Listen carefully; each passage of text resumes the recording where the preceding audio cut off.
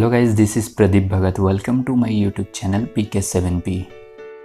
आज के इस वीडियो में हम लोग जानेंगे एनसीईआरटी हिंदी क्लास 12 का चैप्टर 10 छोटा मेरा खेत पार्ट का हम लोग क्वेश्चन आंसर को इस वीडियो के माध्यम से जानेंगे। यदि आप लोग इस चैप्टर का सारांश वाला वीडियो नहीं देखें यानी भावार्थ वाला वीडियो नहीं देखें तो उसका लिंक नीचे डिस्क्रिप्शन में दिया हुआ है, जाकर जरूर देख लें। देखिए, पहला क्वेश्चन है, छोटे चौकोने खेत को कागज़ का पन्ना कहने में क्या अर्थ निहित है।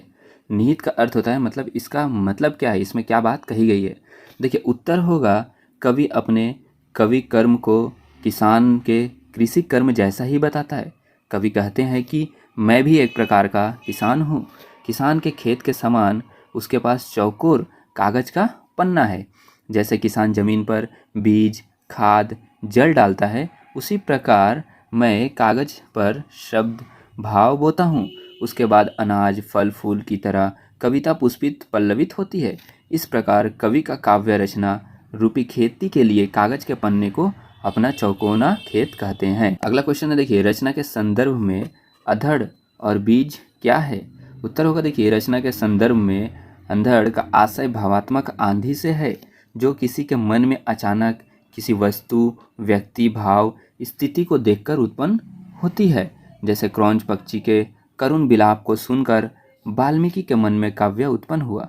बीज का आशय उस रचना, विचार और अभिव्यक्ति से है जैसे जब कोई विषय कवि के मन को कुदेरता है और वह अभिव्यक्ति के लिए व्याकुल हो उठता है। अगला क्वेश्चन है, रस का अक्षय पात्र से कवि ने रचना कर्म की किन विशेषताओं की ओर इंगित किया है।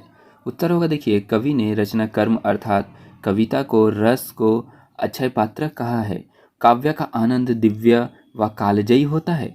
कविता में निहित सौंदर्य, रस और भाव न तो कम होता है न नष्ट होता है। यह हमेशा मीठे सोते की तरह तृप्ति, सुख एवं आनंद प्रदान करता है। अगला क्वेश्चन होगा, देखिए, व्याख्या करें। अब देखिए, अंकुर फूटे पल्लव पुष्पों से नमित हुआ विशेष।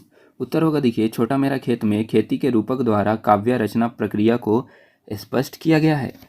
जिस प्रकार धरती में बीज बोया जाता है और वह बीज विभिन्न रसायनों, हवा, पानी आदि को पीकर तथा विभिन्न चरणों से गुजरकर बड़ा होता है, उसी प्रकार जब कवि को किसी भाव का बीज मिलता है तब कवि उसे आत्मसात कहता है। उसके बाद बीज में शब्द रूपी अंकुर फूटते हैं, उसमें विशेष भावों के पत्ते और फूल पनपते हैं। तत्पश्चात कविता का जन्म होता है। अगला क्वेश्चन है, देखिए, रोपाई क्षण की, कटाई अनंतता की, लूटते रहने से जरा भी नहीं कम होती।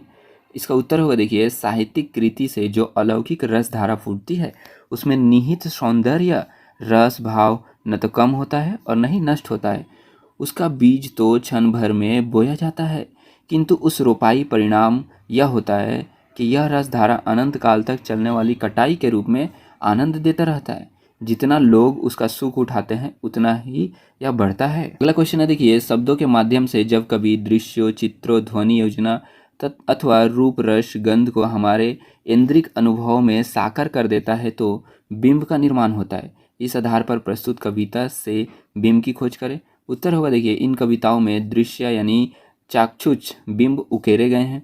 जैसे छोटा मेरा खेत चौकोना, कागज का एक पन्ना, शब्द के अंकुर फूटे, पल्लव पुष्पों से नमित, झूमने लगे फल, नभ में पांति बंधे बगुलों के पंख। अगला क्वेश्चन है, देखिए, जहाँ उपमेय में उपमान का आरोप हो रूपक कहलाता है। इस कविता में रूपक का चुनाव करें। देखिए, इसका उत्तर होगा, भाव में रूपी आंधी, विचार रूपी बीज, पल्लव पुष्पों से निमित हुआ विशेष, कजराले बादलों की छाई नभ छाया, तैरती सांझ की सतेज श्वेत काया। वीडियो को अंत तक देखने के लिए आप सबका बहुत बहुत धन्यवाद। अगर आप लोगों को इस चैप्टर से रिलेटेड कोई क्वेश्चन है, कोई डाउट्स है, तो आप हमें कमेंट करके पूछ सकते हैं। मैं आप लोगों का कमेंट का 100% रिप्लाई देता हूँ। यदि आप लोग इस चैप्टर का सारांश वाला वीडियो देखना चाहते हैं तो उसका लिंक नीचे डिस्क्रिप्शन में दिया हुआ है, जाकर जरूर देख लें।